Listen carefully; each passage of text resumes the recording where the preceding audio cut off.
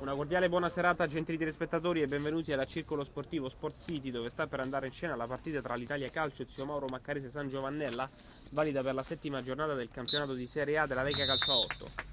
Da dell'anno in precedenza sul rinvio del portiere dell'Alitalia, ora tiro da parte di Berardi, parata di Molon e calcio d'angolo stavolta sulla sinistra di questa competizione. Adesso palla gestita da Vetriani sulla destra che prova per Severini, il tiro è sul fondo, grande pericolo per la porta di Molon. Poi contropiede della San Giovannella, attenzione 2 contro 1 con Dell'Era e Dell'Anno. Dell'Era palla sul destro, scarica per Dell'Anno che stoppa col sinistro davanti alla porta, conclusione ed è il gol della San Giovannella in contropiede, improvviso gol della squadra ospite, 1-0, ancora Matteo Dell'Anno. Fortunato viene fermato, perde però la palla, ancora l'Italia. Dell'Anno col destro, conclusione ed è un vero e proprio miracolo da parte del portiere di casa. De Ulisse che perde la palla, attenzione contropiede 2 contro 3 con Dell'Anno, palla sul destro, conclusione che sfiora l'incrocio dei pali, grande opportunità per la San Giovannella.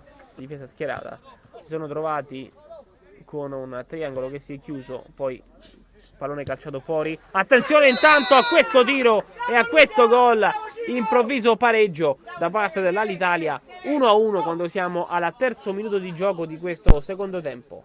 Cercare ancora Severini, palla troppo lunga per lui, finisce direttamente tra le mani di Molon, contropiede subito dall'altra parte con Dell'Anno, lato corto dell'area di rigore, palla in mezzo a cercare Russo che va a segnare il vantaggio dello Zio Mauro Maccarese. Russo 2-1, torna in vantaggio la squadra ospite.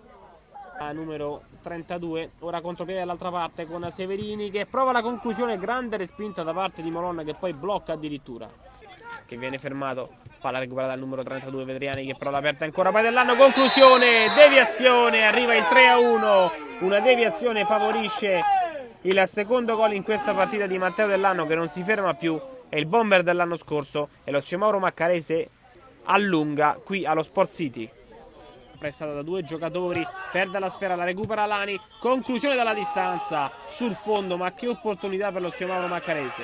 Giallonere, Lani guadagna palla, viene fermato fallosamente a centrocampo, calcio di punizione per lo Zio Mauro Maccarese quando mancano 7 minuti alla fine e arriva l'ammonizione, l'espulsione per il numero 21 Tremiliti, quindi espulsione per Tremiliti dell'Alitalia.